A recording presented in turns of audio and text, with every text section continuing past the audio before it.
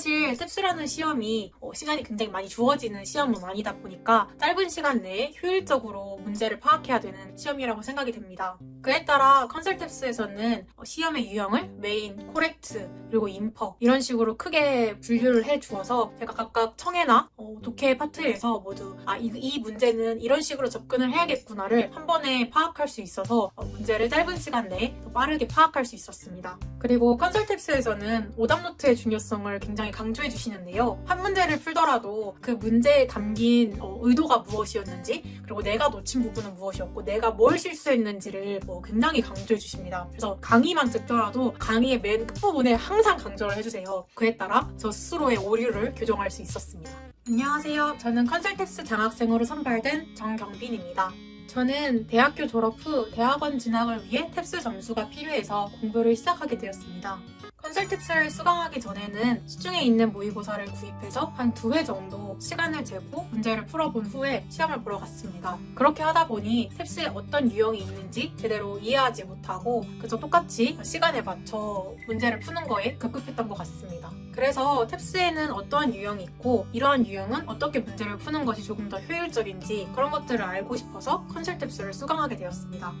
저는 특히 컨설탭스에서 제공해주는 노션의 커리큘럼을 따라 공부하다 보니 탭스 시험의 그런 유형을 조금 더 잘 이해할 수 있었는데요. 특히 컨설탭스의 탭스의 정석이라는 교재가 저는 굉장히 구성이 좋았다고 생각이 되는데요. 일반적인 책처럼 청해와 독해 이렇게 구분을 하는 것이 아니라 청해와 독해에서 공통적인 그런 유형들을 정리해 주어서 같은 유형에 대해 조금 더 다양한 방식으로 공부를 할 수 있어 도움이 되었습니다. 사실 탭스라는 시험이 시간이 굉장히 많이 주어지는 시험은 아니다 보니까 짧은 시간 내에 효율적으로 문제를 파악해야 되는 시험이라고 생각이 됩니다.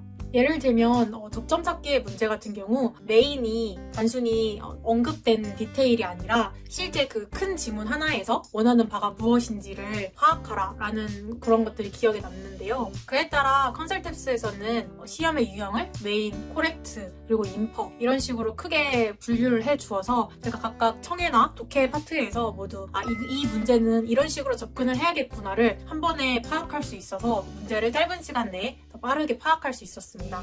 청해에서 가장 크게 도움을 받았던 부분은 이렇게 중간에 선을 긋고 남자가 말하는 바인지 여자가 말하는 바인지를 구분해서 들어라 라고 해주신 부분이었는데요. 사실 그 전까지는 그냥 이렇게 한 줄에 쭉쭉쭉 받아 적다 보니까 나중에 실제로 선지에서 관련된 낚시 문제가 나왔을 때도 이게 누가 한 말이었는지 혹은 어느 입장의 그런 주장이었는지 그런 것들이 조금 혼용되어서 헷갈리는 그런 상황이 있었던 것 같습니다. 하지만 컨설탭스에서 알려준 대로 문제를 풀다 보니까 실제로 조금 더 집중해서 지문을 들을 수도 있고 또 문제를 풀 때도 증거가 남으니까 그 증거에 따라서 문제를 정확하게 답을 고를 수 있었습니다. 그리고 컨설탭스에서는 오답노트의 중요성을 굉장히 강조해 주시는데요. 한 문제를 풀더라도 그 문제에 담긴 의도가 무엇이었는지 그리고 내가 놓친 부분은 무엇이었고 내가 뭘 실수했는지를 굉장히 강조해 주십니다. 그래서 강의만 듣더라도 강의의 맨 끝부분에 항상 강조를 해주세요. 그래서 저도 그에 맞춰서 약간 귀찮아서 오늘은 조금 소홀히 하고 싶었던 오답노트도 그렇지 오답노트가 제일 중요하지 문제를 푸는 게 중요한 게 아니라 내가 거기서 어떤 식의 사고방식의 오류가 있었고 그 오류로부터 어떤 것들을 개선해야지 문제를 맞출 수 있는지 그런 것들을 굉장히 강조해 주셔서 저도 그에 따라 저 스스로의 오류를 교정할 수 있었습니다. 저 같은 경우에는 디테일한 낚시에 굉장히 잘 낚이는 타입이었습니다. 왜냐면 시간이 부족하다 보니까 이렇게 슉슉슉슉 읽은 것 중에 기억에 남는 그런 것들이 사람마다 있을 텐데 저는 그 중에서도 어떠한 것들을 이렇게 딱 붙여가지고 그거를 답으로 고르는 그런 실수가 굉장히 많았습니다.